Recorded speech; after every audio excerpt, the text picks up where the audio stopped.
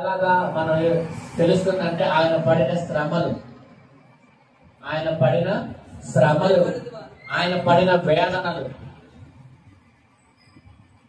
అలాగే మనిషిలాగా ఆయన కూడా ఆకలి దప్పులు కలిగి ఉన్నాడు. అలాగే వేదన అనుభవించాడు, శ్రమలు అనుభవించాడు. ఇవన్నీ కూడా ఆయన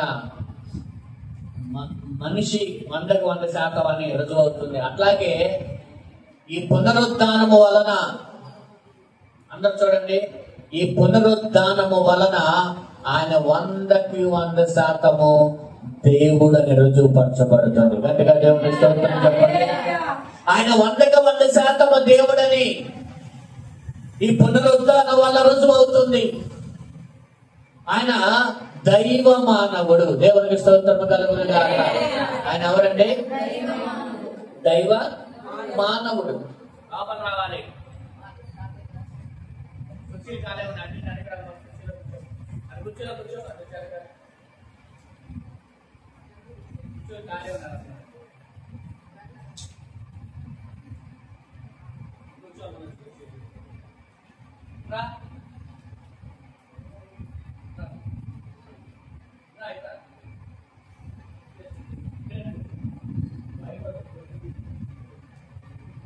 గట్టిగా దేవుని స్తోత్రం చెప్తాం.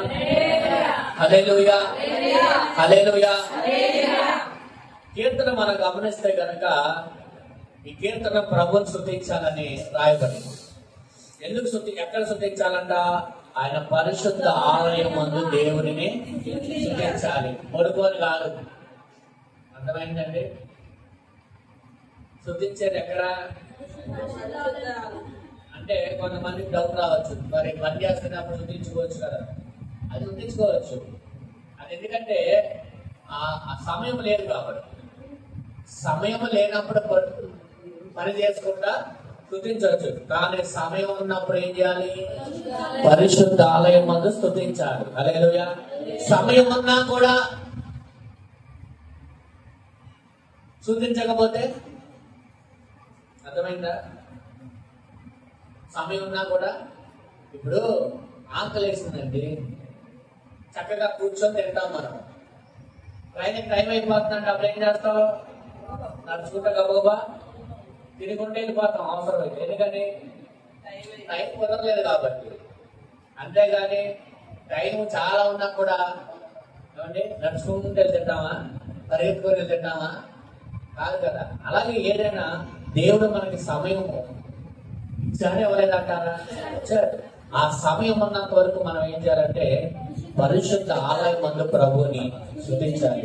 హల్లెలూయా. ఎందుకంటే దేవుడు ప్రజలు స్తుతించడానికి ఒక ఆలయాన్ని దేవుడు ఇచ్చాడు. హల్లెలూయా. అది అక్కడ ఆయన పరిశుద్ధ పరుచుకున్న స్థలం కాబట్టి అక్కడ చేయబడ్డ ప్రతి ప్రార్థన మీద తన కనుదృష్టి ఆయనది ఉంటుంది కాబట్టి. హల్లెలూయా. రెండవదిగా మనం చూస్తే ఆయన బలమును బట్టి, ఆయన పరాక్రమం బట్టి మనం స్తుతించాలి. ఎక్కడ ప్రభుని స్తుతించాలంటే పరిశుద్ధ ఆలయం మందు స్తుతించాలి. ఎందుకు ఆయన స్తుతించాలి అంటే ఆయన బలమును బట్టి, ఆయన ప్రభావమును బట్టి, ఆయన పరాక్రమము కార్యములను బట్టి ప్రభువుని మనము స్తుతించాలి. ఈ రోజైతే ఎందుకు స్తుతించాలంటే ఆయన పునరుద్ధానుడైన యేసయ్య కాబట్టి. హల్లెలూయా. ఎంతో మంది అనబడిన వారు వచ్చారు, అలాగే చనిపోయారు. కానీ తిరిగి లేచిన వారు ఎవరు? హల్లెలూయా. తిరిగి లేచి సజీవుడిగా ఉన్నవారు ఒక్కడే ఉన్నాడు. ఆయనే మనం ఆరాధిస్తున్న యేసయ్య. హల్లెలూయా. ఎందుకు యేసయ్యని ఆరాధిస్తున్నాం అంటే ఆయన తిరిగి లేచిన వాడు. హల్లెలూయా. ఎందుకు ప్రభుని ఆరాధిస్తున్నాం అంటే ఆయన మరణాన్ని జయించిన వాడు. ఎందుకు ప్రభుని ఆరాధిస్తున్నామంటే ఆయన సజీవుడైన దేవుడు ఇప్పటికి కూడా. అందుకే మనం ప్రభుని ఆరాధిస్తున్నాం. హల్లెలూయా. మూడవదిగా మనం చూస్తే ఇక్కడ ఎలా స్తుతించాలంట? ఓరతోనూ, స్వరమండలములతోనూ, తంబూరతోనూ, తర్తివాద్యములతోనూ, రోగు తాళముతోనూ, గంభీర ధ్వని గల తాళములతోనూ. హల్లెలూయా. స్తుతించుట అనేది ఎలా స్తుతించాలని రాయబడింది ఇక్కడ. చాలా మంది, కొంతమంది, నేను వాళ్ళని విమర్శిస్తున్నానని కాదు కానీ ఇక్కడ రాయబడినట్లుగా చెప్తున్నాను. కొంతమంది ఏం చేస్తారంటే చప్పట్లు కొట్టరు, ఏమండి వాయిద్యాలు వాయించరు, ఊరినే పాడతారు ఆ పాట. జోల పాటలాగా నిద్రపోవడానికి లాగా ఉంటుంది ఆ పాట. ఏమండి ఆరాధన చేసేటప్పుడు ఎలా చేయాలంటున్నాడు ఇక్కడ? ఎలా చేయాలి చెప్పండి? బోధతోను, బోధధ్వనితోను, స్వరమండలంతోను, తంబురలతోను, తంతి వాద్యములతోను, మృగు తాళంతో గంభీర ధ్వని గల. ఎలాంటి ధ్వని అండి? ఎందుకు వాళ్ళు కలుస్తారు, ఎందుకు వాళ్ళు గోల పెడతారంటే ఇక్కడ రాయబడింది కాబట్టి. హల్లెలూయా. ఆయనను ఆరాధించడం ఎలాగంటే గంభీర ధ్వని గల తాళములతో ఆయనను ఏం చేయాలంట? స్తుతించాలి. వీళ్ళు ఎందుకు అలా అరుస్తారు? ఊరికే నిదానంగా చేసుకోలేరా? నిదానంగా సైలెంట్ గా ఆరాధన చేస్తే దేవుడు ఆలకించడా అని కొన్ని ప్రశ్నలు వేస్తా ఉంటారు. ఇక్కడ అలా చెప్పాడా? కీర్తనకారుడు ఏమంటున్నాడు ఇక్కడ? గంభీర ధ్వనితో, తాళముతో మనం ఏం చేయాలంటే ఆయనను స్తుతించాలి. అన్ని రకాల వాయిద్యములతో ప్రభువుని స్తుతించాలి. అన్ని రకాల వాయిద్యాలు. అందుకే కంజరు కొట్టాలి, అలాగే కాయలు కొట్టాలి, తాళములు కూడా కొట్టాలి అవసరం. హల్లెలూయా. అన్నిటిలో కొడితేనే ఆయనకి ఎంతో సంతోషంగా ఉండదు ప్రభుకి. హల్లెలూయా. ఇక్కడ 3 మాటలు. ఒకటి, ఎక్కడ స్తుతించాలి? ఏం చెప్పాడు ఆయన? పరిశుద్ధ ఆలయమందు స్తుతించాలి. ఎందుకు స్తుతించాలి? ఆయన మహిమను, ఆయన బలమును, ఆయన పరాక్రమను బట్టి మనం స్తుతించాలి. మూడవదిగా ఎలా స్తుతించాలి? వాయిద్యములతో, అలాగే సితారతో, బోరధ్వనితో, అట్లాగే మోగు తాళముతో, అలాగే గంభీర ధ్వని గల తాళములతో ఆయనను స్తుతించాలి. హల్లెలూయా. చూడండి 3 మాటలు ఉన్నాయి ఇక్కడ. ఎక్కడ స్తుతించాలి, ఎందుకు స్తుతించాలి, ఎలా స్తుతించాలి. దేవునికి స్తోత్రం కలుగునుగా. ఎక్కడ స్తుతించాలి, ఎందుకు స్తుతించాలి, ఎలా స్తుతించాలి. ఈ 3 150వ కీర్తనలో మనకి ఇమిడి ఉన్నాయి. అందుకే మన ప్రభుని అయితే ఈ రోజు అయితే మనం నేర్చుకోవాల్సింది ఏంటంటే, ఎందుకు స్తుతించాలంటే ఆయన పునరుద్ధానుడు కాబట్టి. హల్లెలూయా. ఆయన తిరిగి లేచిన వాడు కాబట్టి. ఈ కీర్తన దేవుడు దీవించును గాక. మన వాక్య భాగంలోకి వెళ్ళిపోదాం. మన వాక్యంలో వచ్చి మనం నేర్చుకుందాం. మొదటిగా ఈరోజు పునరుద్ధాన సందేశం నేర్చుకుందాం. మొదటిగా ఆయన తిరిగి లేచెను అనే మాట గురించి నేర్చుకుందాం. మత్తయి సువార్త 28:6. మత్తయి సువార్త 28:6 చదవండి. ఆగండి, మైక్ చదవండి, మైక్ లో చదవండి. మైక్ ఆయన ఇక్కడ లేడు. ఆయన ఇక్కడ లేడు. ఆయన చెప్పినట్లే ఆయన లేచి ఉన్నాడు.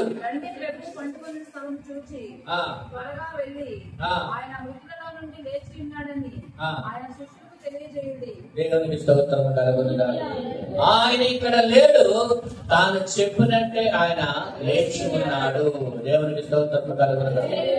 ఈ మాటలు ప్రభు దూత మగ్దలేని మరియ వేరొక మరియతో చెప్పాను. యేసయ్య చనిపోయిన పిదప ఆయన దేహము సిలువ వేయబడి సమాధిలో ఉంచబడింది. తర్వాత రోమా ప్రభుత్వ అధికారులు ఏం చేశారు?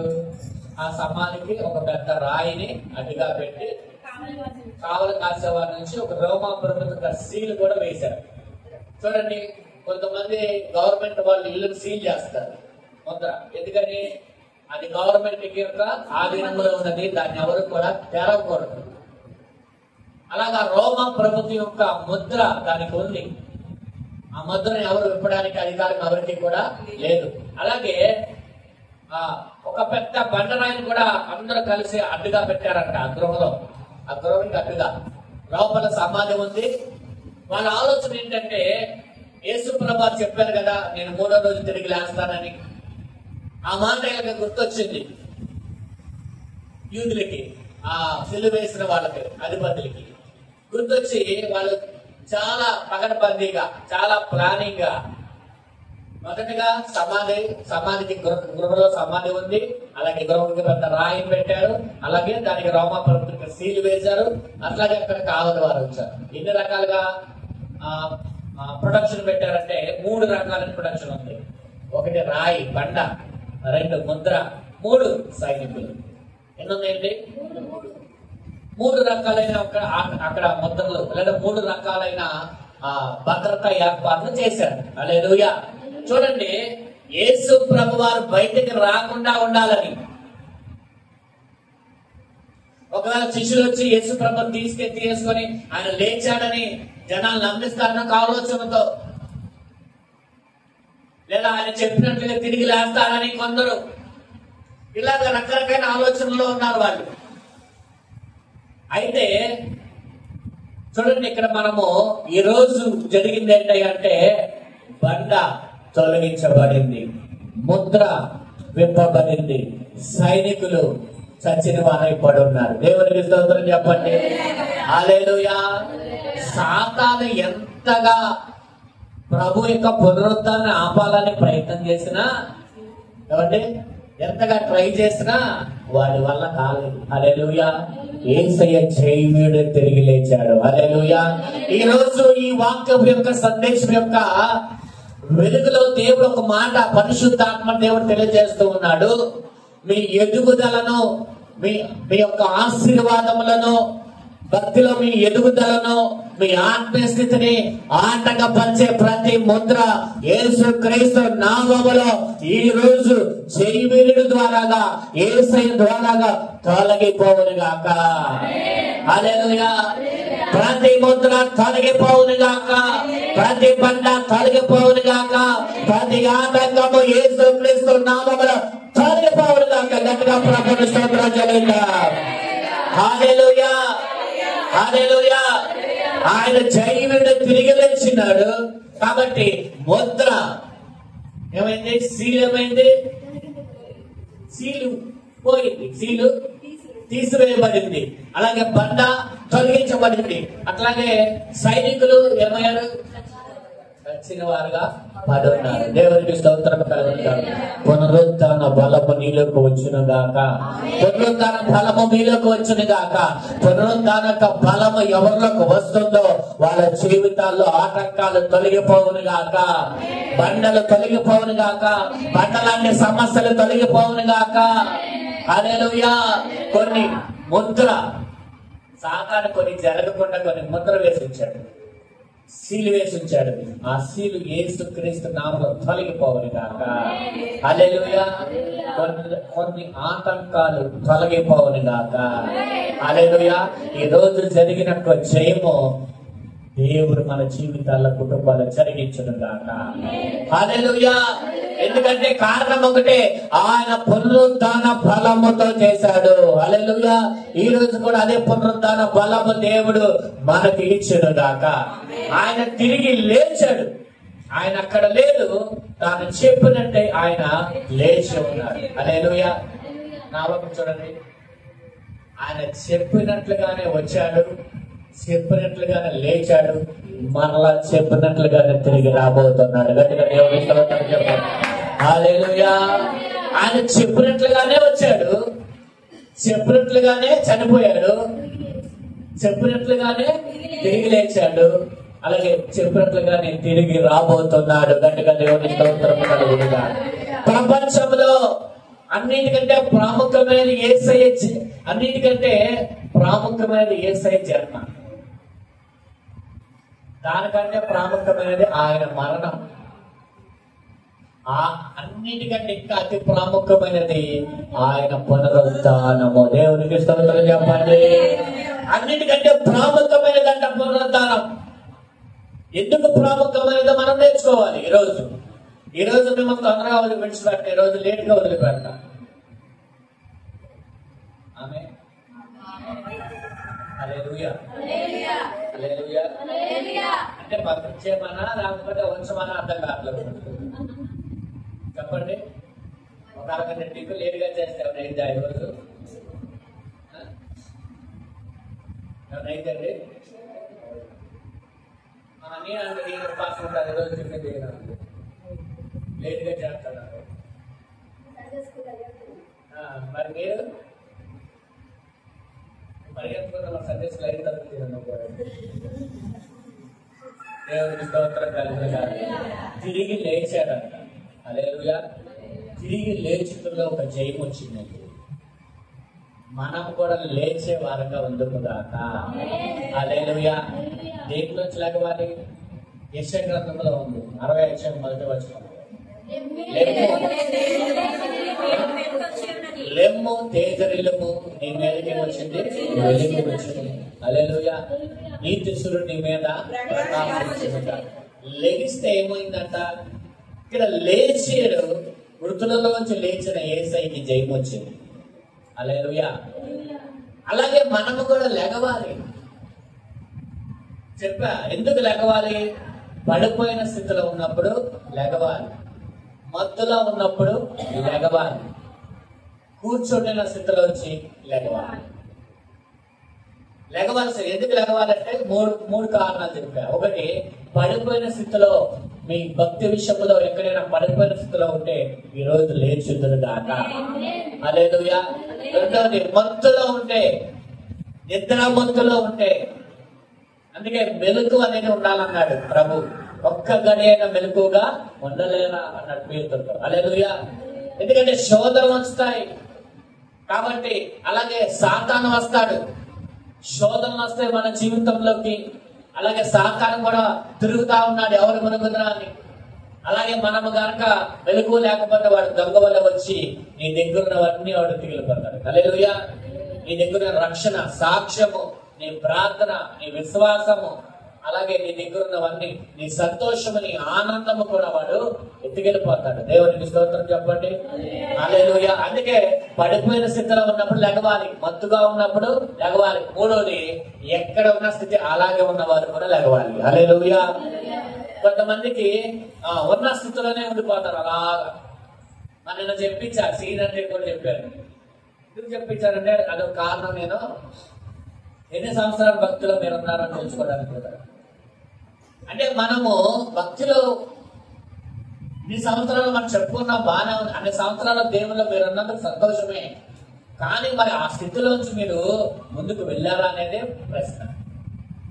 ఒక అభివృద్ధి అనేది కనపడాలిగా. వాక్యం ఏం చెప్తుందంటే మొదటి వారంటే కడపడి వారు అయిపోతున్నారంట, కడపడి వారు మొదటి వారు అయిపోతున్నారంట. చివరి దినాల్లోనంటే విశ్వాసము కనుగొనరా అంటున్నాడు యేసయ్య. అంటే ఏమైపోతుంది? రాను రాను గుర్రం ఏమైపోతుందంట? చెప్పండి మీరే, నేను చెప్పను.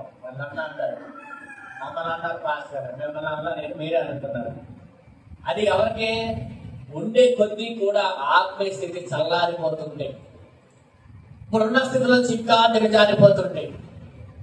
అదొక సామెతగా చెప్పాడు. అది అది అలానే కాదు, అదొక ఉపమానంగా, సామెత కాదు, అలా చెప్పాడు. అంటే దాని అర్థం ఏంటంటే, ఉన్న మంచి స్థితి, గుర్రం ఎందుకు పోల్చాడు?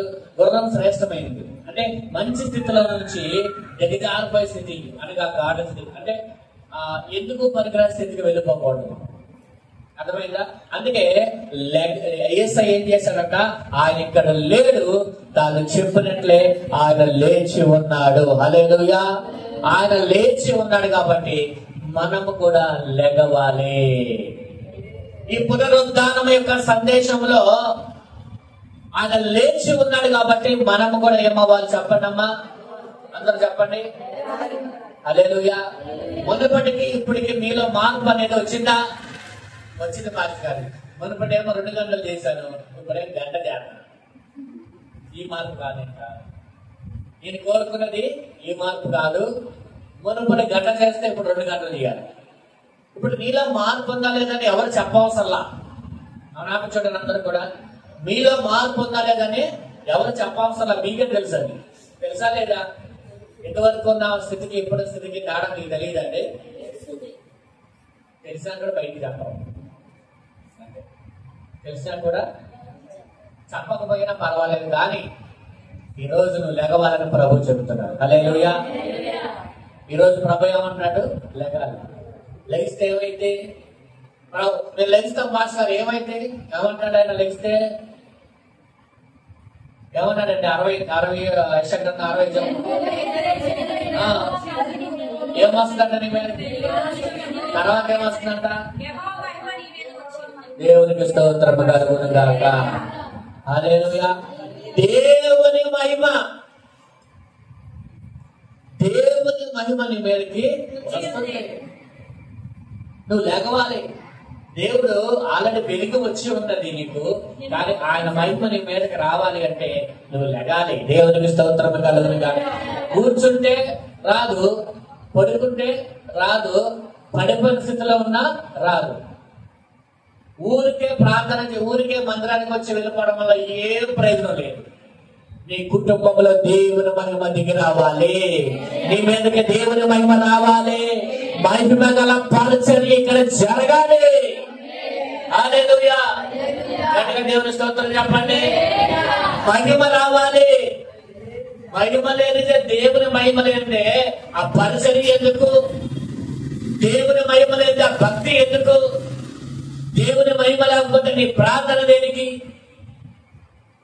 అవునా కాదా చెప్పండి. వ్యర్థమే అయ్యింది కూడా.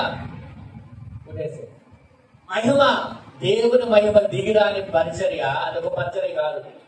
దేవుని మహిమ లేని ఒక భక్తి, మహిమ లేని భక్తి ఒక భక్తి కాదు.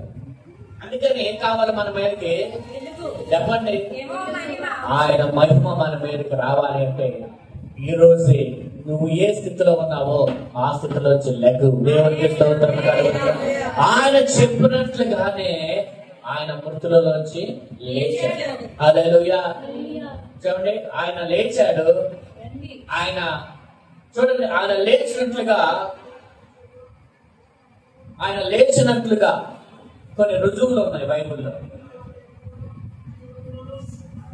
ఆయన లేచినట్లుగా సాక్షులు. ఇప్పుడు పునరుద్ధానం జరిగింది అని అంటున్నారు కదా, దానికి సాక్షులు ఏంటి, దానికి రుజువులు ఏంటి అని అడిగితే చూడండి కొన్ని రుజువులు చెప్తాను మీకు. ఒకటి, లేఖనాల భాగాలు సాక్ష్యం. అంటే లేఖనముల ప్రకారముగా ఆయన మూడవ దినమున లేపబడెను. రాసుకోండి రెఫరెన్స్ 1 కొరింథీ 15:4. రెండవదిగా అపోస్తలుల యొక్క సాక్ష్యం. అపోస్తలు బహుబలముగా ప్రభువైన యేసు పునరుద్ధానం గురించి సాక్ష్యం ఇచ్చాడు. అపోస్తల కార్యములు 4:33. అలాగే మూడవదిగా పౌలు యొక్క సాక్ష్యం. అందరికీ కనపడ అకాలమందు పుట్టినట్టుగా నాకును ఆయన కనపడేను. పౌలు కూడా ఏం చెప్తున్నాడు? పునరుద్ధానం యేసే నాకు కనపడ్డాడని సాక్ష్యం చెప్తున్నాడు. తర్వాతగా ప్రకటించిన సాక్ష్యం. నీవు విత్తినది చచ్చిపోతే గాని బ్రతికించబడదు. నువ్వు విత్తిన దాన్ని చూడగా అది గోధుమ గింజ అయినా సరే అదేమవ్వాలంట, చచ్చిపోయి అది మరలా బ్రతుకును. ప్రకృతి ఇచ్చిన సాక్ష్యం. తర్వాతగా ఖాళీ సమాధి. ఆయన ఆయన ఆయన ఖాళీ సమాధి. చూడండి యోహాను సువార్త 26. ఆయన ఖాళీ సమాధి. అలాగే నారబట్టలు, సమాధిలో ప్రవేశించుగా నారబట్టలు పడి ఉండుట చూశారట. తర్వాత 26 యోహాను సువార్త 26. తర్వాత దేవదూతల యొక్క సాక్ష్యము. తర్వాత ఎవరండి? చూడండి లోకాసు వార్త 24:5-6లో సజీవుడైన వారిని మీరెందుకు మృతులలో వెదురుచున్నారు? ఆయన ఇక్కడ లేడు, ఆయన లేచి ఉన్నాడు అని ఎవరు చెప్తున్నారు సాక్ష్యం? దేవదూతలు. చూడండి తర్వాత అనుమానపు యొక్క తోమ సాక్ష్యము. తర్వాత యేసయ్య తనకు తానే సాక్ష్యం ఇచ్చాడు. ఏమని? ఈ దేవాలయమును పడగొట్టి 3 దినములు దాన్ని నేను లేపుదును అని యోహాను సువార్త 2:19 ఆయన చెప్పి ఉన్నాడు. ఇవన్నీ కూడా ఆయన లేచాడు, ఆయన పునరుద్ధానుడు అయ్యాడు అనడానికి సాక్ష్యం యొక్క రుజువులై ఉన్నాయి. హల్లెలూయా. అసలు పునరుద్ధానం అనేది అసలు ఎందుకు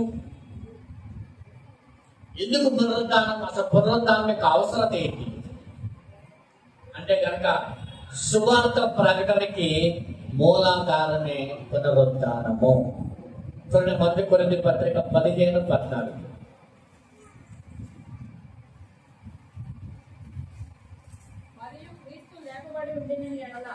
క్రీస్తు లేపబడి ఉండని ఎడల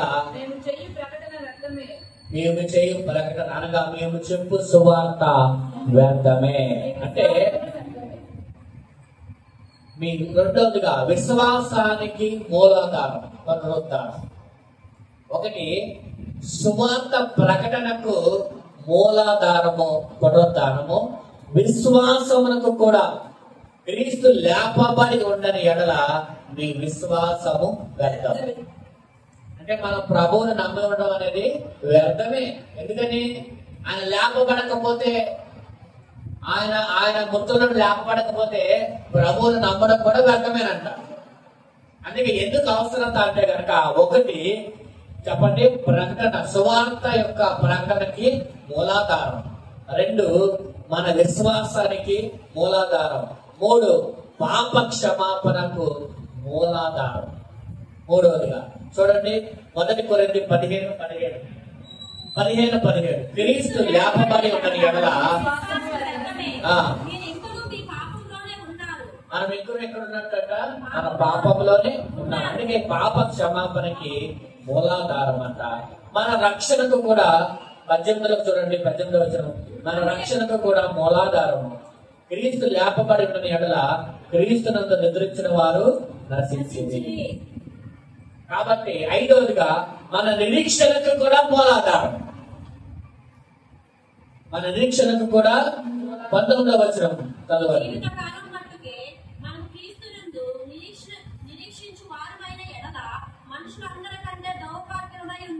మన నిరీక్షణ ఏమిటి? ఇతర సంబంధమైన మన నిరీక్షణ కాదు, పరలోక సంబంధమైన నిరీక్షణ. హల్లెలూయా. చూడండి, తర్వాతగా మనం చూస్తే ప్రవచనానికి మూలాధారము, అలాగే మనస్సాక్షికి మూలాధారం. అపోస్తలులు బహుబలముగా ప్రభు అయిన యేసు పునరుద్ధానం గురించి సాక్ష్యము చెప్పారంట. హల్లెలూయా. 7 రకాలైన ప్రాముఖ్యతలు ఉన్నాయి. పునరుద్ధానము జరగడానికి 7 రకాలైన ప్రాముఖ్యతలు మనకి కనబడతా ఉన్నాయి. హల్లెలూయా. చూడండి, ఇంకొక మాట అయితే ఇప్పుడు మనం నేర్చుకుందాం. యేసయ్య తిరిగి లేచాడు. రెండవదిగా ఆయన మరణించాడు కదా. ఆయన మరణము వలన ఆయన తిరిగి లేచిన వల్ల ఏం జరిగింది? ప్రాముఖ్యత ఏంటో నేర్చుకున్నాం. ఆయన లేచాడు మొదటిగా. రెండవదిగా ఆయన పునరుద్ధానం యొక్క ప్రాముఖ్యత ఏంటి, అవసరత ఏంటి అని మనం తెలుసుకున్నాం. 7 విషయాలు. నేను ఎందుకంటే వివరించట్ల, సమయం చాలా తక్కువగా ఉంది, పరిగెడతాను. ఇప్పుడు మరణము, ఇప్పుడు ఈ పునరుద్ధానం వల్ల జరిగింది ఏంటి అని మనం నేర్చుకుంటే, మరణము నిరర్థకమైపోయింది. యేసుక్రీస్తు వారు తిరిగి లేచడం వలన మరణము నిరర్థకము అయిపోయింది. తిమోతికి రాసిన 2వ పత్రిక 1:10 చదవండి.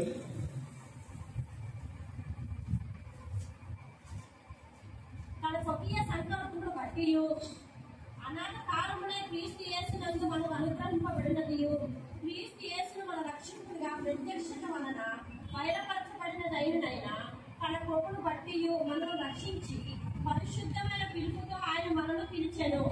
ఆ క్రీస్తు యేసు మరణమును నిరర్థకముగా చేసి జీవమును అక్షయతను సువార్త వలన వెలుగులోనికి తెచ్చెను. చూడండి, ఏం చేశాడంటే మరణమును నిరర్థకము చేసి జీవమును అక్షయతను దేవునికి స్తోత్రం చెప్పండి. మరణము నిరర్థకమైపోయింది. మరణం యొక్క ప్రభావము మన మీద లేదు. అర్థమైందా? మరణం యొక్క ప్రభావం ఎంత మాత్రము కూడా మన మీద చూపలేదు. ఎందుకని ఆయన ఏం చేశాడట? ఆయన తిరిగి లేచడం ద్వారా రెండవ మరణము తన అధికారాన్ని కోల్పోయింది మన మీద. ఏం కోల్పోయింది? రెండవ మరణము అనగా 2 మరణాలు ఉన్నాయి. ఒకటి భౌతిక పరమైన మరణము, రెండవది ఆత్మకి మరణము అనగా నరకము. అర్థమైందా? 2 రకాలైన మరణాలు ఉన్నాయి. ఈ 2 మరణాలు మనకు సంభవించవు. మనకు భౌతికమైన మరణమే. రెండవ మరణము అనగా చూడండి, ప్రభువుని నమ్మని వారు, పాపములో ఉన్న వారికి రెండో మరణం ఉంది. అదే నిత్యమైన నరకము. అయితే మనకి ఆ నరకము లేదు, మనకి నిత్య జీవం ఉంది. గట్టిగా చప్పట్లు కొట్టు ప్రభుని కనపడతాం. ప్రభు లేచిన వలన నిత్య నరకము నుండి నిత్య జీవంలోకి మనము దాటుతున్నాము. హల్లెలూయా. అంటే రెండో మరణం యొక్క ప్రభావం మన మీద లేదు. అందుకని అన్నాడు, ఇక మరణమునకు బదులు జీవము, క్షయతకు బదులు అక్షయతను మనం కలిగి ఉన్నాం. దేవునికి స్తోత్రం. చెప్పండి అందరూ కూడా. యేసయ్యను విశ్వసించిన వారికి రెండో వర్ణం వల్ల ఏ హాని కలగదని ప్రకటన 2:11 మనకు నేర్పిస్తుంది. ఎవరిని నమ్మిన వారికి, యేసయ్యను విశ్వసించిన వారికి ఆ రెండవ మరణం వల్ల ఏ హాని ఉండదు.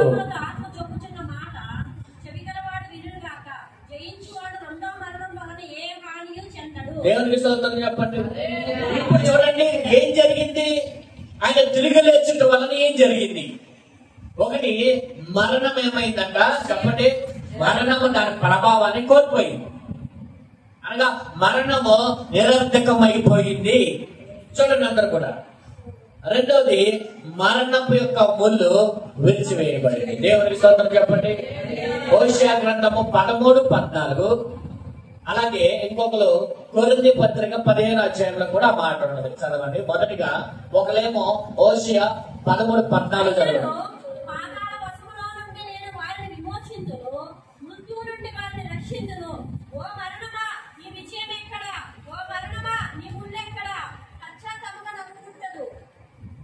తర్వాత ఒకరు 15వ అధ్యాయము 54 నుంచి చదవండి. అక్షయతను ధరించుకున్నప్పుడు, ఈ మత్స్యమైనది అమర్త్యతను ధరించుకున్నప్పుడు విజయమందు మరణము మునిగివేయబడింది. విజయమందు మరణము మునిగివేయబడింది. వాక్యం హోషేయలో చెప్పబడిన వాక్యమే మరలా కొరింథీ పత్రికతో కొరింథీ సంఘముతో పౌలు భక్తుడు చెప్తూ ఉన్నాడు. దేవునికి స్తోత్రం. ఏం చెప్తాడు తర్వాత? ఓ మరణమా నీ విజయం ఎక్కడా? ఓ మరణమా నీ ముళ్ళు ఎక్కడా? మరణపు ముళ్ళు పాపము, పాపమునకున్న బలము ధర్మశాస్త్రమే. అయినను ప్రభువు అయిన యేసు క్రీస్తు మూలముగా మనకు జయము అనుగ్రహించిన దేవునికి స్తోత్రము. అందరూ కూడా దేవునికి స్తోత్రాలు చెప్పాలి. యేసు క్రీస్తు మూలముగా మనకు జయము అనుగ్రహించిన దేవునికి స్తోత్రము కలుగును గాక. యేసు క్రీస్తు మూలన మనకి ఏమొచ్చిందండి? జయము వచ్చింది. జయమందు మరణము మృంగివేయబడిందండి. ఏమి అందండి? జయము యందు మరణము మృంగివేయబడింది. మరణపు ముళ్ళు, మరణముకున్న ముళ్ళు. ఇక్కడ చూడండి చెప్తున్నాడు, మరణముల కంట మరణపు ముళ్ళు పాపం, పాపముకున్న బలము ధర్మశాస్త్రం. ఇప్పుడు సాధారణ బలం ఏంటో తెలుసా? పాపం. వాడికి బలం ఏంటి? ఇప్పుడు వాడు పెద్ద బలవంతుడే కాదు, వాడు మన పాపం చేపిస్తాడు, అదే వాడి బలం. అది స్ట్రెంత్. అదే ఏ రకంగానైనా సరే నిన్ను పాపములో పడేయడమే సాతాను యొక్క పన్నారు. వాడు గురించి, అందుకే వాడి బలం అదే. చాలా మందిని ఏం చేశాడు? ఎవరి హృదయానుసారుడు అని పిలువబడిన దావీదును కూడా పాపములోకి పడే విషయంలో వాడు విజయవంతమయ్యాడు. హల్లెలూయా. అలాగైతే ఈ రోజు ఒక హెచ్చరిక, అలాంటి గొప్ప బలార్జుడు దేవుని చేత హృదయానుసారంగా పిలువబడిన వ్యక్తి కూడా పాపములో పడిపోవాల్సిన పరిస్థితి ఏర్పడిందంటే మనం ఇంకెంత జాగ్రత్తగా భక్తిలో మనం ముందుకు సాగాలి. ఆలోచన చేయండి, మనం ఇంకంత జాగ్రత్తగా మనం ఉండాలి. ఎందుకంటే వాడికి పాపములకున్న ముళ్ళు ఏంట, మరణముకున్న ముళ్ళు పాపమేనంట. ముళ్ళు స్వభావం ఏంటో తెలుసా? గుచ్చుతుంది. ముళ్ళుకున్న స్వభావం ఏంటి? గుచ్చే స్వభావం ముళ్ళుకుంటది. అందుకే తుమ్మ చెట్టుకి ఏముంటాయి? ముళ్ళు ఉంటాయి. తుమ్మ చెట్టు దగ్గరికి వెళ్ళి పట్టుకోండి, ఆ ముళ్ళు ఏమవుతాయి? మనది కూడా అంతకు ముందు ఆ గుచ్చే స్వభావం.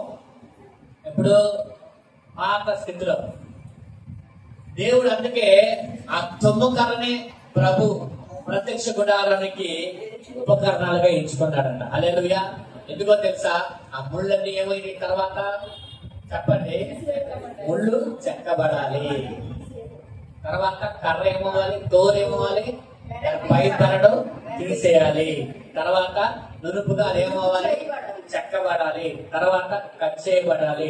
తర్వాత ఒక ఆకారంగా రావాలి. అప్పుడు దాని మీదకి ఏమొస్తుందో తెలుసా? బంగారం యొక్క, బంగారం అంటే దేనికి సాదృశ్యం? అంటే నీ మీదకి దైవత్వం రావాలంటే నీలో గుచ్చే స్వభావం పోవాలి. గుచ్చే స్వభావం అంటే తెలుసా? ఎదుటి వారిని బాధించే స్వభావం నీ మాట ద్వారా, నీ ప్రవర్తన ద్వారా. అర్థమైందా? మనము గుచ్చేవారం కాదు. మనము ఎప్పుడు గుచ్చేవారం చెప్పండి? మాట స్థితి అది. ఎందుకని అప్పుడేమన్నా మనకి ముళ్ళుకి ఏముంది? గుచ్చే స్వభావం ఉంది. ఆ ముళ్ళు ద్వారా ఎదుటివారిని మనం ఏం చేస్తున్నాం? బాధిస్తున్నాం. మన మాటల ద్వారా, మన ప్రవర్తన ద్వారా మనం బాధిస్తున్నాం. కానీ ఆ స్వభావం మనలో ఉన్నంత వరకు బంగారపు తొడుగు మన మీదకి రాదు. అనగా దైవత్వం మన మీదకి రాదు. దైవత్వం నీ మీదకి రావాలంటే నీ ముళ్ళు తొలగించబడాలి, నీ బెరడు తీసివేయబడాలి, నువ్వు నునుపుగా చేయబడాలి, నువ్వు కట్ చేయబడాలి. కొన్ని నీళ్ళు ఉన్నాయి, కటింగ్ చేయబడాలి, కొన్ని తీసివేయబడాలి. అప్పుడు నీ మీదకి ఏమొస్తుందో తెలుసా? బంగారం యొక్క రేకు నీ మీదకి వస్తుంది. అప్పుడు దేవునికి ఉపయోగకర యొక్క విలువైన పాత్రగా నువ్వు ఎంచబడతావు. దేవునికి స్తోత్రం చెప్పండి. ఇప్పుడు గుచ్చే స్వభావం ముందుకుంది. ఈరోజు పునరుద్ధారణ యొక్క జన్మ రోజున మనలో గుచ్చే స్వభావం ఉండకూడదు. ఎందువల్ల మనం ఏం చేయకూడదు చెప్పండి? మాటలతో గాని ప్రవర్తనతో గాని మనం ఎన్నడూ కూడా బాధించకూడదు. అలా బాధించావంటే నీలో పాత స్వభావం ఉన్నట్టే. ఎందుకంటే ఆ ముళ్ళు ఇంకా ఉన్నాయి. ఆ ముళ్ళు చెక్కబడితేనే కదా మన దైవత్వం మన మీదకి వచ్చే. ప్రభువా నీ మహిమ నా మీద కుమారించు, ప్రభువా నీ తేజస్సు నా మీదకి రాదు. రాదు. ఎందుకు వస్తుందండి? ముళ్ళుంటే ఎందుకు వస్తుంది? తీసివేయబడాలి బెరడు. అది ఉంటే రాదు. మనలో కొన్ని ఉంటే రావు. కొన్ని వాటిని మనం ఏం చేసుకోవాలి? ప్రతి దానిని తీసేసుకోవాలి. అప్పుడు దేవుడి దైవత్వం నీ మీదకి దిగి వచ్చింది.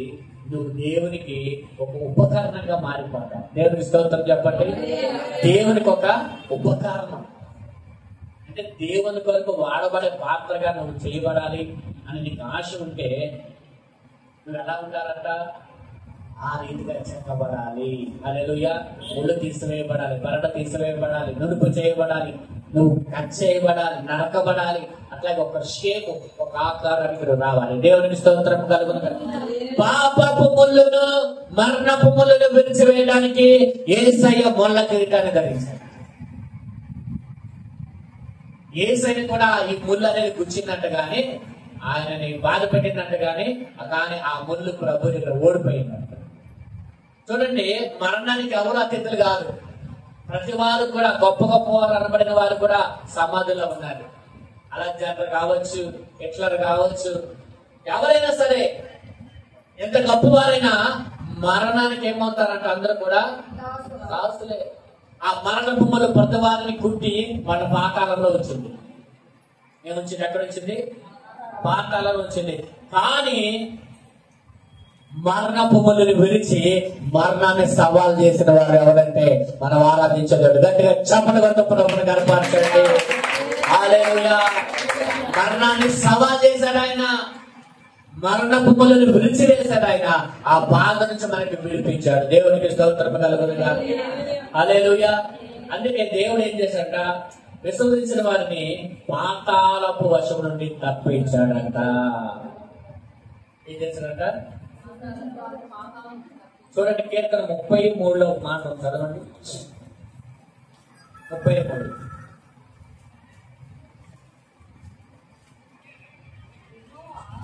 పాతాళంలో నుండి నా ప్రాణం లేవదీసితివి. నేను గోతిలోకి దిగకుండా నీవు నన్ను బ్రతికించితివి అని దావీదు ఏం చెప్తున్నాడు? యేసు ప్రభు గురించి ఇక్కడ చెప్తూ ఉన్నాడు. ఒక ప్రవచనం చెప్తూ ఉన్నాడు. ముందుగానే దేవునికి స్తోత్రం కలుగును గాక. ఒకటి మరణం ఏమైందంటే నిరర్థకం అయిపోయింది. రెండోది మరణపు ముళ్ళు విరిచివేయబడింది. మూడోది మరణం యొక్క బలము నశించింది. మూడవదిగా మరణానికి ఏముందండి? బలం ఉంది. ఇప్పుడు ఎంత ఆస్తులు సంపాదించినా ఆస్తులను మరణం కాకుండా కాపాడగలదా? ఎన్ని మహిమలు ఉన్నా నేను మరణం కాకుండా కాపాడగలదా? ఎంతమంది బంధువులు ఉన్నా, ఎంతమంది చుట్టాలన్నా నువ్వు మరణం నుంచి కాపాడగలదా? ఈ లోకంలో నీకున్నది ఏదైనా నేను మరణం నుంచి బయటపడగలదా? చెప్పండి ఎవరికైనా. కానీ అన్నిటికంటే బలమైంది ఏంటో తెలుసా? మరణమే. అన్నిటికంటే బలమైంది మరణమే. మరణానికి వచ్చేసరికి ఎవరు అతిథులు కాదు. ఎంత గొప్పవాడైనా సరే ఏమవ్వాలి? చెప్పండి, చనిపోవాల్సిందే కదా. అపవాది ఏం చేస్తుందంటే మరణము చేత దాస్యానికి లోబడి వారిని విడిపించడానికి ఆయన కూడా చూడండి. యేసయ్యంట పిల్లల యొక్క రక్త మాంసాలు గలవారైనందున ఆ ప్రకారమే మరణం యొక్క బలము గలవారిని, అనగా అపవాదిని మరణం ద్వారా నశింపజేయటకు జీవిత కాలం అంతా కూడా దేవుడు ఏం చేశారంట? ఆయన కూడా రక్త మాంసాలతో పాల్గొన్నారు. చూడండి ఎబ్రీ 2:15. ఈ వచ్చిన భావం ఏంటంటే అపవాది మరణం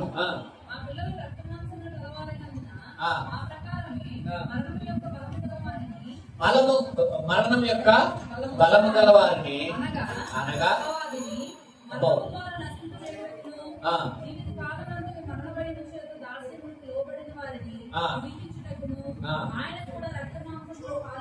ఆయన కూడా రక్త మాంసంలో పాలిన వారే.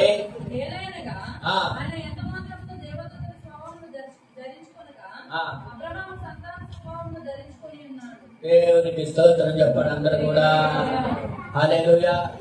చూడండి, ఆయన కూడా రక్త మాంసాలు గలవాడై ఆ మరణం కింద ద్రాస్యము కావాలని విడిపించడానికి మరణం యొక్క బలమును ఆయన విడిచివేశాడు. దేవునికి స్తోత్రం కలుగునుగా. ఇక మరణం ఏమైందంటే మృంగివేయబడింది. నాలుగోదిగా, 1 మరణము నిరర్థకమైపోయింది. 2 మరణపు ముళ్ళు విడిచివేయబడింది. 3 మరణం యొక్క బలము నశించింది. 4వదిగా మరణం యొక్క ఉండకుండా మృంగివేయబడింది. దేవునికి స్తోత్రం కలుగునుగా. మనం ఇందాక చదువుకో, ఈ క్షయమైనది అక్షయతను ధరించుకున్నప్పుడు, ఈ మంతమైనది అమృతను ధరించుకున్నప్పుడు విజయమందు మరణము మృంగివేయబడింది. దేవునికి స్తోత్రము కలుగును గాక. ఇప్పుడు తర్వాత మాట మనం చూద్దాం. యేసయ్య సజీవుడు. 1 మనం నేర్చుకున్నాం, యేసయ్య లేచాడు.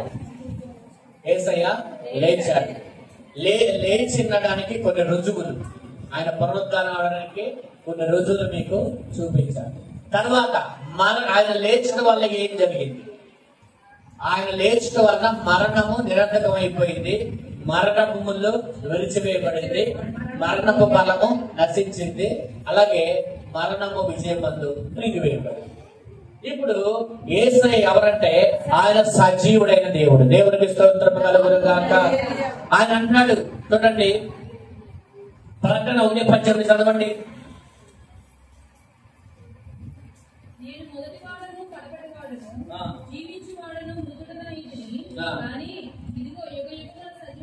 నేను మృతుడనైతిని కానీ యుగ యుగములో సజీవుడై ఉన్నానని ప్రభు భక్తుడైన యోహానికి ప్రకటన గ్రంథంలో చెప్తూ ఉన్నాడు. ఆయన మృతుడే కానీ ఆయన మృతుడైనను కూడా ఆయన సజీవుడైన దేవుడు. ఎవరంటే ఆయన ఇప్పుడు యేసు ప్రభు వారు సజీవుడై ఉన్నాడు. నా వైపు చూడండి, ఎవరికి ఎంత చూడదు. యేసు ప్రభు వారు ఎవరంట? మొదటి మాట ఆయన లేచాడు. మనము కూడా లెగవాలి అనే మాట మనం నేర్చుకున్నాం. రెండవ మాట లేచాడు అనడానికి కొన్ని రుజువులు చూపించారు. తర్వాత ఆయన లేచడం వల్ల ఏం జరిగింది, ఆయన లెగడం వల్ల ఏం జరిగింది? 4 విషయాలు. మరణము అయిపోయింది, మరణపు ముళ్ళు విడిచివేయబడి, మరణపు బలము నశించింది, మరణము విజయమందు మృంగివేయబడింది. ఈ 4 లేచడం వల్ల జరిగింది. ఓకేనా? ఇప్పుడు మనము యేసయ్య సజీవుడు. ఏంటి సజీవుడు? ఆయన సజీవుడు ఉండటం వల్ల మనకేంటి ప్రయోజనాలు? 5 ప్రయోజనాలు. యేసయ్య సజీవుడిగా ఉండటం వల్ల 5 రకాలైన ప్రయోజనాలు. ఒకటి చూడండి, రోమాపత్రిక 8:36. శిక్ష విధించువాడెవడు? చనిపోయిన క్రీస్తు యేసే. 8:34. శిక్ష విధించువాడెవడు? చనిపోయిన క్రీస్తు యేసే. అంతేకాదు మృతుల నుండి లేచిన వాడును, దేవుడి కుడి పార్శ్వమున ఉన్నవాడును, మన కొరకు విజ్ఞాపన కూడా చేయువాడును ఆయనే. ఆయన సజీవుడు కనుక మన కొరకు విజ్ఞాపన చేయు ప్రధాన యాజకుని కలిగి ఉన్నాము. దేవుని స్తోత్రం చెప్పండి. మా అందరు దేవుని స్తోత్రం చెప్పండి. అందరు నా వైపు చూడండి. ఆయన సజీవుడిగా ఉన్నాడు కాబట్టి, ఆయన మృతులలో లేచి సజీవుడు కాబట్టి ఆయన మన కొరకు ఏం చేస్తున్నాడంట? విజ్ఞాపన చేయు ప్రధాన యాజకుడిగా ఉన్నాడు. ఎలా ఉన్నాడంట? నా వైపు చూడండి. ఇప్పుడు చాలా మంది అంటారు, నా కోసం ఎవరు ప్రార్థన చేస్తారు? చూడండి, నీ కోసం ప్రార్థన చేయడానికి యేసయ్య సజీవుడిగా ఉన్నాడు. వాటి సంతోషం తప్పన కొడతారేమో అనుకోండి. ఆమె చెప్పారు, నీ కొరకు విజ్ఞాపన చేయడానికి యేసయ్య సజీవుడిగా ఉన్నాడు. హల్లెలూయా. ఎవరు నా కోసం ప్రార్థన చేయలేరు అంటారు కొంతమంది, ఎవరు నాకు లేదు వెనకాల అంటారు కొంతమంది. కానీ నీ కొరకు ప్రార్థన చేసే ఒక సజీవుడు ఉన్నాడు. హల్లెలూయా.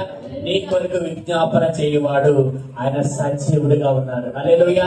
యేసయ్య సజీవుగా ఉండడం వల్ల ఏంటయ్యా ప్రాముఖ్యత, ఏంటి ఉపయోగం, ఏంటి నాకు మేలంటే, నీ కొరకు ఆయన సజీవుడిగా ఉండి తండ్రి కుడి పార్శ్వం మీద కూర్చొని నీ కొరకు విజ్ఞాపన చేస్తున్న గొప్ప దేవుడు. హల్లెలూయా. ఒకవేళ నువ్వు చేయలేకపోతున్నామో, కానీ నీ పక్షంగా ఆయన చేస్తున్నాడు ప్రార్థన. ఎవరు చేస్తున్నారంటే? కానీ నీ ప్రార్థన ఆయన ప్రార్థన కలిస్తే ఇంత గొప్ప విజయం నీకే ఇస్తాడు. హల్లెలూయా. ఆయన ప్రార్థన చేస్తాడు కాబట్టి నువ్వు ఎలా ఉన్నావు? అప్పటికి నువ్వు చేయకపోయినా, కొన్నిసార్లు చేసినా, కొన్నిసార్లు కుదరలేదని చేయకపోయినా, కొన్నిసార్లు పరిస్థితులు బాగాలేదని చేయకపోయినా, మనసు బాగాలేదని చేయకపోయినా, ప్రాణం బాగాలేదని చేయకపోయినా, అర్థమవుతుందా? మీరు ఎలా ఉన్నారంటే ఆయన ప్రార్థనే. ఎందుకని ఆయన నీ కొరకు నా కొరకు సజీవుడిగా ఉండి మృతులోకి లేపబడి తండ్రి కుడి పార్శ్వం మీద కూర్చొని ఆయన మనందరి కొరకు విజ్ఞాపన చేస్తున్నాడు. గట్టిగా దేవుని స్తోత్రం చెప్పండి. ఇప్పుడు కనుక నువ్వు కూడా ప్రార్థన చేసి నీ ప్రార్థన యేసయ్య ప్రార్థన కలిసి తండ్రి దగ్గరికి చేరితే ఎలా ఉంటుంది చెప్పండి? ఆ విజయం ఎలా ఉంటుంది? దేవునికి స్తోత్రం కదండి. 2 ప్రార్థనలు అలా ఏకమై తండ్రి దగ్గరికి వెళితే ఆ ప్రార్థనకు వచ్చే ఫలితం గొప్పగా ఉంటుంది. దేవునికి స్తోత్రం చెప్పండి. హల్లెలూయా. మనం కూడా అలా చేయడం కాక. రెండవది మనం నేర్చుకుందాం, ఎబ్రీ పత్రిక 4:14-16. ఆకాశమండలముగుండా వెళ్ళిన దేవుని కుమారుడైన యేసు అను గొప్ప ప్రధాన యాజకుడు మనకున్నాడు కనుక మనము ఒప్పుకున్న దాన్ని గట్టిగా చేపట్టుదుము. మన ప్రధాన యాజకుడు మన బలహీనతల యందు మనతో సహానుభావం లేనివాడు కాడు కానీ సమస్త విషయములోనూ మన వలనే శోధింపబడినను ఆయన పాపము లేనివాడుగా ఉండెను. అయిపోయిందా? ఆయన సజీవుడై ఉన్నాడు కనుకనే సమయోచితమైన సహాయము పొందినట్లు ఆయన మన యొద్దకు రాగలుగుతున్నాడు. హల్లెలూయా.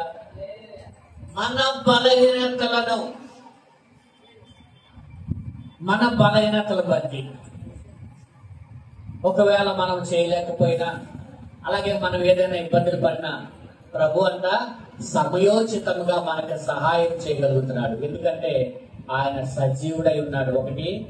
రెండవది, ఆయన మనకలాగే బాధలు పడిన వ్యక్తి కాబట్టి.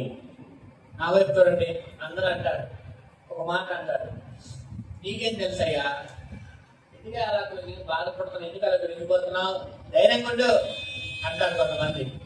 వీళ్ళే అంటారు చెప్పనా, చూడండి, నా బాధ నీకేం తెలుసు అంటారు. కానీ నీ బాధ యేసయ్యకి తెలుసు. నీకంటే ఎక్కువ బాధలోంచే వచ్చిన వారు అంటున్నారు ఇక్కడ. హల్లెలూయా. నీకంటే ఎక్కువ శ్రమలు అనుభవించే వచ్చాడు ఆయన. ఒక శ్రమ పడిన వ్యక్తికి, ఒక ఇబ్బందిలో ఉన్న వ్యక్తికి ఆ వ్యక్తి బాధలు తెలుసుకోవాలన్నా, అతని సహాయం చేయాలన్నా అదే స్థితిలోంచి వచ్చిన వాడైతేనే జరుగుతున్నది. చాలా మంది అంటారు, మా పేదవాడి బాధలు మీకేం తెలుసయ్యా అంటారు కొంతమంది. మా రైతుల బాధలు మీకేం తెలుసయ్యా అంటున్నారు కొంతమంది. యజమాని అంటారు, మా కార్మికుల బాధలు మీకేం తెలుసు మీ యజమానికి అంటున్నారు కొంతమంది. కానీ ఒకటి మాత్రము ఈరోజు ప్రభు అంటున్నాడు, నీ బాధల నుంచి, నీ శ్రమల నుంచి ఆయన వచ్చిన వాడు, ఆయన తెలియని వాడు కాదు కాబట్టి, ఆయన అందులో వచ్చిన వాడు కాబట్టి నీకు సహాయం చేయగలిగిన సమర్థుడు ఆయన సజీవుడై ఉన్నాడు కాబట్టి నీకు చేస్తాడు. రెండో ఆశీర్వాదం అది, ఆయన సజీవుడై ఉన్నాడు కాబట్టి నీకంటే ఎక్కువ శ్రమలు అనుభవించవచ్చును కాబట్టి ఆయన నీ శ్రమ ఆయన ఎరుగుదును అన్నాడు. హల్లెలూయా. నీకు సహాయం చేయగలిగిన వాడు, సమయోచితమైన సహాయం నీకు చేయగలిగిన వాడే ఆయన. హల్లెలూయా. ఒకటి, ఆయన సజీవుడిగా ఉన్నాడంటే నీకు ఉపయోగం ఏంటంటే, మనకు మేలేంటంటే తండ్రి కుడిపార్శ్వమైన నీ కొరకు విజ్ఞాపన చేస్తున్నాడు. రెండవదిగా ఆయన నీ బాధలలో నీకు సహాయం చేయగలిగిన సమర్థుడైన వాడు. హల్లెలూయా. మూడో మాట మనం నేర్చుకుందాం, Hebrews 7:25.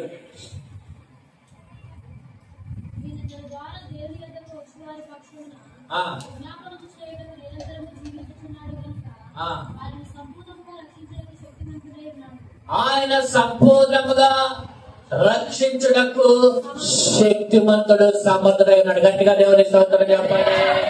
హల్లెలూయా. ఆయన మన పక్షంగా సజీవుడై ఉన్నాడు కాబట్టి, మన పక్షంగా విజ్ఞాపన చేస్తున్నాడు కాబట్టి, మనల్ని రక్షించడానికైనా సమర్థుడు, శక్తివంతుడు. అంటే కావచ్చు, నీ ప్రార్థన వినకపోయినా ఆయన ప్రార్థన వింటాడు. యేసు ప్రభు ప్రార్థన వింటాడా తండ్రి? మన ప్రార్థన ఎక్కువ చేయకపోయినా అలాగని ప్రార్థన చేయడం మానేస్తారేమో. ఎక్కువ ఆశీర్వాదం అంటే ఎక్కువ ప్రార్థన చేయాలి, తక్కువ ఆశీర్వాదం అంటే వెల ఎంత చెల్లిస్తే అంత కొనుక్కోగలుగుతాం ఎక్కడైనా, అంతే కదా. 5,000 వెల చెల్లిస్తే 5,000 వస్తాయి, 10,000 వెల చెల్లిస్తే 10,000 వస్తాయి. ప్రభునందు ఎంత ప్రయాసపడితే అంత ప్రతిఫలం దేవుడు ఇచ్చిన దాక. అందుకే ప్రభునందు పడిన ప్రయాస వ్యర్థం కాదు. ప్రయాస అసలు ఏ ప్రయాస పడుతున్నాను ప్రభునంద చెప్పండి. ప్రభునందు పడిన శ్వాస వ్యర్థం కాదు ఆమేన్ అంటున్నారు కదా. అసలు మీరు ఏం ప్రయాస పడుతున్నారు ప్రభునందు? అదే ప్రార్థన కూడా చేయలేకపోతాం, వాకింగ్ కూడా చదవలేకపోతాం. ఇదే ప్రయాస అంటున్నారు. ఈ ప్రయాసే ఇంకా ప్రభు కొరకు నిలబడి డబ్బాలు తినడం, టిక్లు తినడం అయిన తర్వాత అది నెక్స్ట్. ముందు నువ్వు అసలు ముందు ప్రార్థనలోనూ వాక్యంలోనూ నువ్వు వెళ్తున్నావా, నడవగలుగుతున్నావా? అసలు ప్రయాస అంటే ఏంటి? అది ప్రయాస అంటారు దాన్ని అభ్యాసం లేదా రోజు చేసే క్రైస్తవుడు చేయవలసిన ఒక దినచర్య అంటారు. ఏది? ప్రార్థన. ఇప్పుడు రోజు మన శరీరానికి 3 పూట్ల ఆహారం తింటాం, శరీరానికి బలం కోసం. మరి ఆత్మకు బలం కోసం వాకింగ్ చదవాలి, దేవుని దగ్గర కార్యాలు పొందుకోవడానికి ప్రార్థన చేయాలి. ఇంకా అభ్యాసం, ఇంకా ప్రయాస అక్కడ. కానీ ఆ ప్రయాసం కూడా మనం పడలేకపోతాం. సరే అదే ప్రయాస అనుకున్నాం మీ వరకు పోలేదు, కానీ ఆ ప్రయాస కూడా ప్రార్థన చేయలేకపోతున్నారు చాలా మంది. ఈరోజు ప్రయాస పడాలి ప్రభువునందు. దేవుని స్తోత్రం చెప్పండి. ఇప్పుడు ఒక పని కొరకు మనం కష్టపడి పని చేస్తాం, ఎందుకని? డబ్బులు వస్తాయి. ఎందుకంటే ఒక నిరీక్షణ ఉంది, నాకు పని చేస్తే డబ్బులు వస్తాయని. మరి ప్రార్థన చేస్తే దేవుడి కార్యం చేస్తున్న ఒక నిరీక్షణ నీలో ఉంటే ప్రార్థన చేయని ఆసక్తి అంతా అదే వస్తుంది. అర్థమైందా? అర్థం కాలేదా? ప్రార్థన చేస్తే నాకు ఆశీర్వాదం వస్తున్న నిరీక్షణ నీలో లేకపోతే నీకు ప్రార్థన చేయాలంటే ఇంట్రెస్ట్ ఉండదు. అర్థమైందా? నిజంగా మొరపెట్టేవారు మొర ఆయన ఏం చేస్తాడు? తప్పగా ఆలకిస్తాడు ప్రభు. అయితే మనం మరి ప్రార్థన చేయాలనే ఒక ఆసక్తి మనలో మనం కనబరుచుకోవాలి. ఎలాగా? ఇప్పుడు పని చేస్తాము, ఇష్టమన్నా కష్టమన్నా చేయాలి పని, ఎందుకంటే అవసరం. రోజు ఇష్టం పని చేస్తామా? చేయలేం. నా వైపు చూడండి. ఒకరోజు బాధగా చేస్తాం పని, ఒకరోజు ఇష్టంగా చేస్తాం, ఒకరోజు కష్టంగా చేస్తాం, ఒకరోజు తిట్టుకుండా చేస్తాం. నాకు తెలుసు కదా. ఒకరోజు తిట్టుకుండా చేస్తాం, ఒకరోజు కష్టంగా చేస్తాం, ఒకరోజు ఇష్టంగా చేస్తాం. అవునా కదా? చెప్పండి. ఏదైనా ఎందుకు చేస్తావు? దాని వెనకాల ఆ ప్రయాసం ఏముంది చెప్పండి. యజమాని దగ్గర ఏముంది? ఉందా లేదా? చెప్పండి. ఉంది కదా. ఇప్పుడు అమరావతి కుమారమ్మ గారు నా దగ్గర పనిచేసింది. వెంకటేశ్వర దగ్గర గడుపులు అడిగిన ఏమంటాడు ఆయన? అమ్మా, నువ్వు ఎవరి దగ్గర పనిచేసా అని అడుగు. రాజుగారి దగ్గర పనిచేస్తా. ఆయన అడిగి ఇప్పుడు నువ్వు ప్రభు దగ్గర పని చేస్తే, ప్రభు నందు ప్రయాసపడితే ఎవరిని అడగాలి డబ్బులు? నువ్వు ఎవరిని అడగాలి జీతం? నువ్వు ఆయనని అడగాలి. దేవునికి స్తోత్రం కలిగిన కాక. నీకు ఇచ్చేది ఎవరు? ఆయనే. ఇప్పుడు ఆయన దగ్గర ప్రయాసపడి వేరే వాళ్ళని అడగడం ఏంటి నువ్వు దగ్గరంగా? అలా అవునా కాదు? చెప్పండి. ప్రభు నందు ప్రయాసపడి నువ్వు ఎవరిని అడగాలి? ఏది కావాలన్నా దాన్ని నువ్వేం చేస్తున్నావు? పక్కకి వెళ్ళి వేరే వాళ్ళని అడుగుతున్నావు. అందుకే ఊళ్ళో డబ్బులు లేవు. నీ అవసరం ఎందుకు తీరట్లా? నువ్వు ఎవరిని అడగాలి? నీ తండ్రిని అడగాలి. దేవుడికి స్తోత్రం కలదు. యవ్వనానికి సిద్ధంగా ఉన్న నీ తండ్రిని వదిలేసి యవ్వనో దగ్గరికి వెళ్ళి అడిగి అవమానాలు పొంది ఏమంటే కృంగిపోయి వాళ్ళన్న మాటలు బట్టి ఎందుకు ఇవన్నీ నీకు? దేవునికి స్తోత్రం చెప్పండి. అందరూ కూడా సముచితమైన సహాయం చేయగలిగిన సజీవుడు ఉన్నాడు. గట్టిగా దేవుని స్తోత్రం చెప్పండి. హల్లెలూయా. ఆయన సజీవుడిగా ఎందుకున్నాడు తెలుసా? నీ కొరకు ప్రార్థన చేయడానికి. ఆయన సజీవుడికి ఎందుకున్నాడు తెలుసా? నీకు సముచితమైన సహాయం చేయడానికి. ఆయన సజీవుడికి ఎందుకున్నాడు తెలుసా? నిన్ను రక్షించడానికి. 3 చెప్పా. 4వ మాట యోహాను సువార్త 14:3.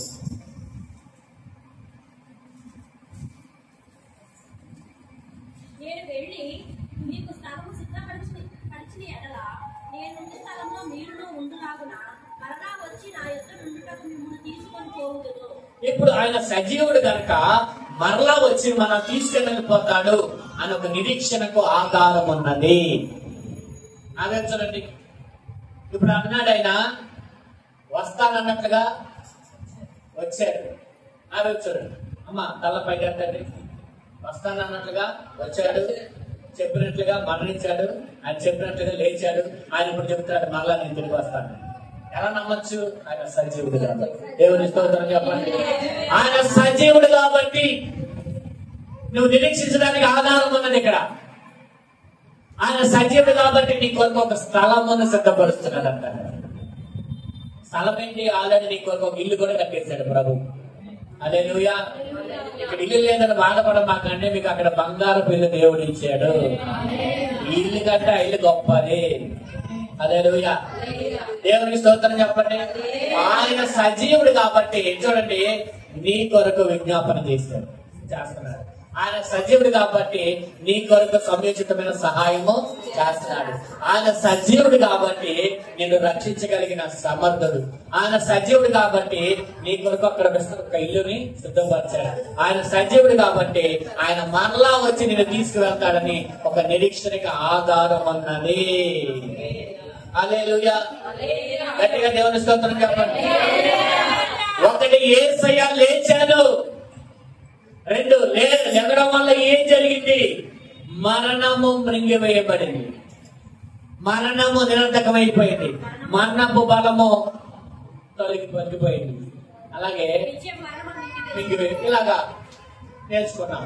ఇప్పుడు ఆయన సజీవుడు. ఒకటి లేచాడు, లేచిన దానికి రుజువులు, తర్వాత లేచిన వల్ల ఏం జరిగింది? ఇప్పుడు ఆయన ఎవరంటే సజీవుడు. సజీవుడిగా ఉన్న వల్ల ఏమో ఆశీర్వాదాలు మనకి వచ్చినాయి. ఇప్పుడు పునరుద్ధాన సందేశం చెప్పరా? పునరుద్ధాన ఇప్పుడు సందేశం, ఇది పునరుద్ధాన సందేశం. ఇప్పుడు రాకపోతే కాదు. హల్లెలూయా. ఆకలి అన్నాడు. పునరుద్ధాన సందేశం. దేవునికి స్తోత్రం కలుగును. యేసు ప్రభు పునరుద్ధాన తర్వాత ఆయన పునరుద్ధానం వల్ల మనకి ఏం సందేశం ఇచ్చాడు, దాని వల్ల ఏం ప్రయోజనం వచ్చింది?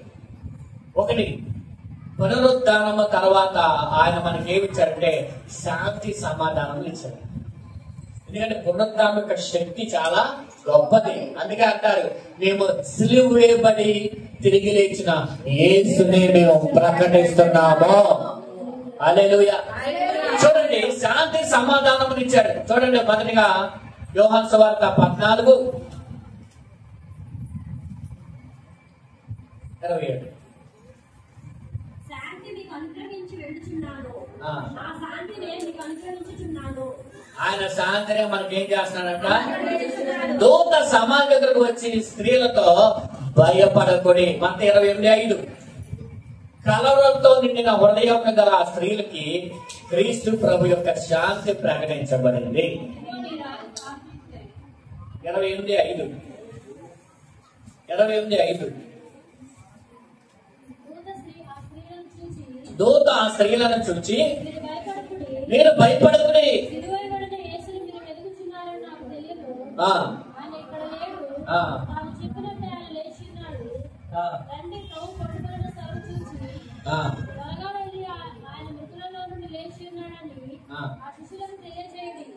నా వైపు చూడండి.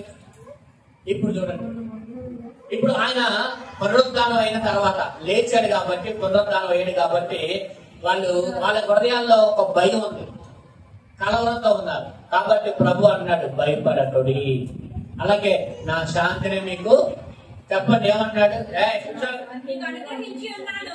నా శాంతిని నీకు.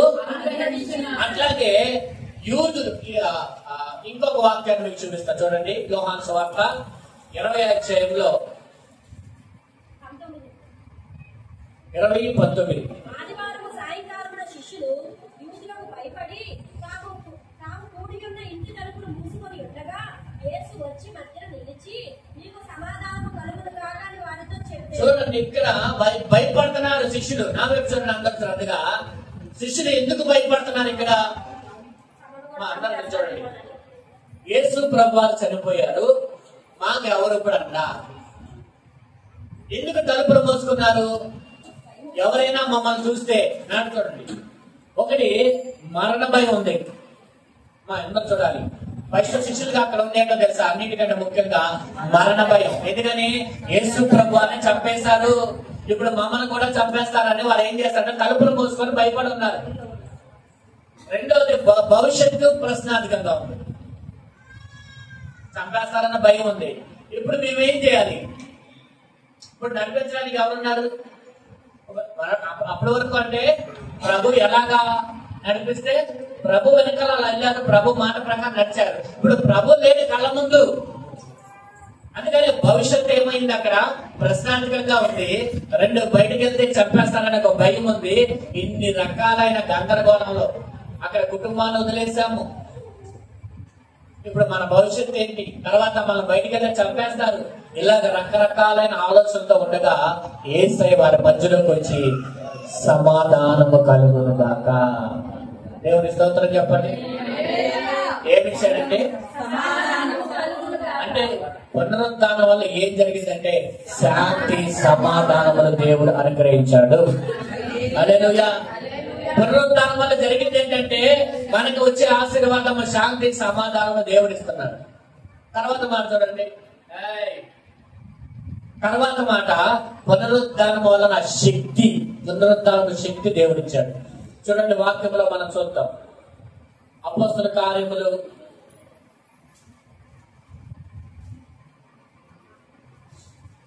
3వ అధ్యాయము 11-14 చదవద్దు, అక్కడ తర్వాత మీరు చదువుకోండి. అక్కడ పేతురు అంటాడు, మా సొంత శక్తితో భక్తి చేతనైనను వీనికి బలమిచ్చినట్టుగా మీరు ఎందుకు మా తట్టు తేరి చూచుచున్నారు?